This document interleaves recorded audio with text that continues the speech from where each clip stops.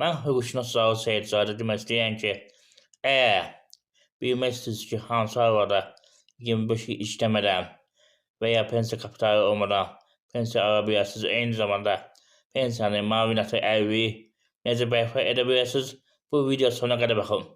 Eyni zamanda xahiş edirəm, videonu bəyənin, YouTube kanalına abunə olun, daha çox şəxsin bu barədə məlumatı olsun. Yəni, pensiyanla bağlı, müavinətlə bağlı, bir də əlvin təyinatla bağlı hörmətli izləyicilər. Eyni zamanda onu da qeyd edirəm ki, əgər yox, fərqli qaydada məsləhət istəyirsiniz, qeyd olunan telefon nömrəsinə əlaqə saxlaya bilərsiniz. Amma əvvəlcədən sizdən bir xahiş etmək istəyirəm, hörmətli izləyicilər.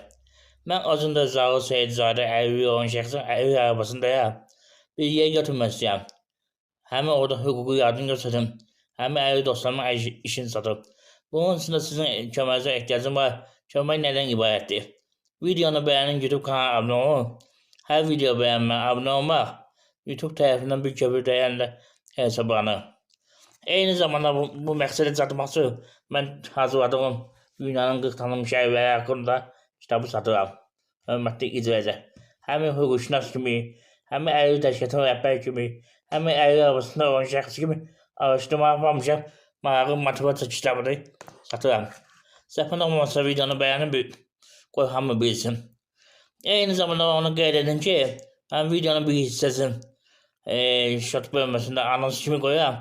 Oradan gibi tam videoya baxa bilərsiniz. Belə keçən mövzuya hörmətli izləyicilər. Pensiyanla bağlı birinci məlumatı verin ki, fevral ayının pensiyası Əmək və Əhalinin Sosial Müdafiə Nazirinin verdiyi məlumata görə fevral ayının 10-cu verəcək. Hörmətli izləyicilər. Və keçdiyim digər məlumatlar pensiyanla bağlı.